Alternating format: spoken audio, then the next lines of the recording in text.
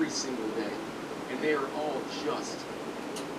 And of course, the occasional cosplay thought does it. Ugh.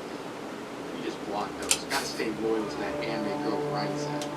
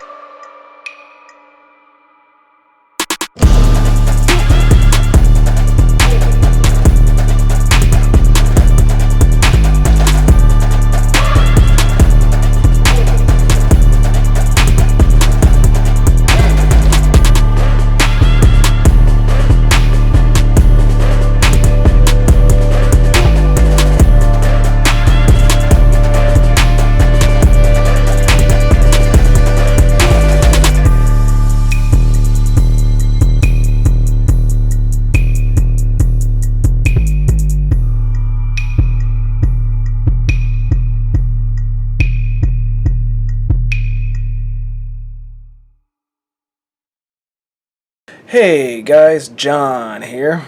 That's me. I'm John. This challenge right here, you're supposed to do that pose from that character from Guilty Gear. The pain points in this illustration that I'm trying to figure out is this pose is obviously severely exaggerated. Nobody could actually do the legitimate Jacko pose. I mean, maybe you gotta be like a professional yogi to do this kind of thing. But the problem here is this leg. Anatomically speaking, this doesn't look like it's quite possible. This needs to be tucked in a little bit more, and also probably rotated a little bit, because this looks like it's like about a 45-degree rotation. I don't know, I'm just guessing here. I'm not good at math. This leg looks okay, but it needs a little bit of tweaking and refining, maybe pushed in a little bit more just to be slightly more anatomically correct, because this is kind of a stylistic thing to exaggerate anatomy to the point where it almost looks broken. I think Todd McFarlane is a really good example of somebody that manages to take anatomy and exaggerate it to a point where it almost looks like it's wrong, but it's stylish and close enough to how it should be to look cool. And of course, obviously, this hand over here from this position is going to be a little tough, but at least I get to hide this other one. Plus, I wanted her to be holding an arrow here because she is an archer and, you know, arrows, so that's a little bit of a perspective thing going on here. In this back, I looked up a reference photo of women's backs, but this particular character is quite muscular because she's a bounty hunter, right? She hunts down criminals, you know. She's out in the wild a lot. This is from a fantasy comic, which you can read on my website. His back needs to be a little bit more adjusted, you know. Maybe I might have put a little bit too much detail in it because I kind of wanted to show off like the muscularity but still keep the femininity there, you know what I mean? Just find that nice balancing act. Those are the things I'm going to be working on in this portion of the time lapse. Let's cut back to that. Yeah.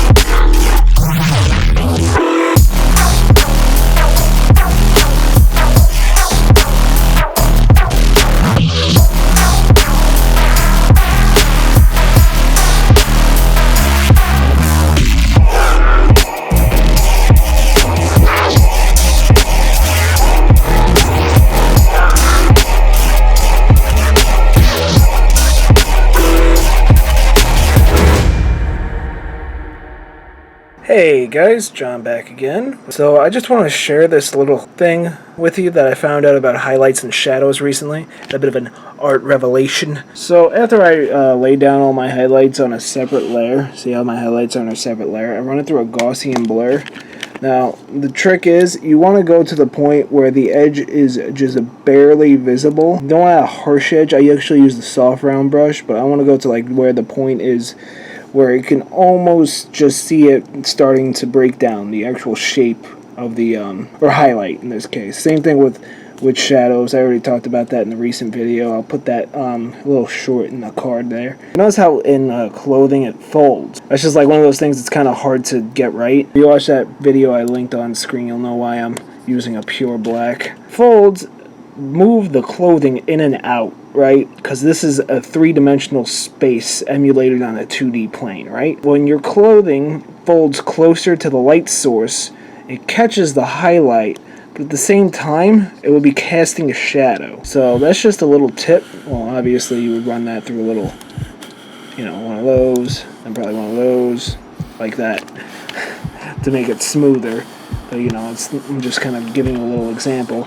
But yeah, so that's just a little tip to make the folds in your clothing look a little bit more three-dimensional. I haven't quite mastered this technique, but it's I'm on to something, you know what I mean? So I just figured I'd share that with you guys. And let's get right back into the artwork.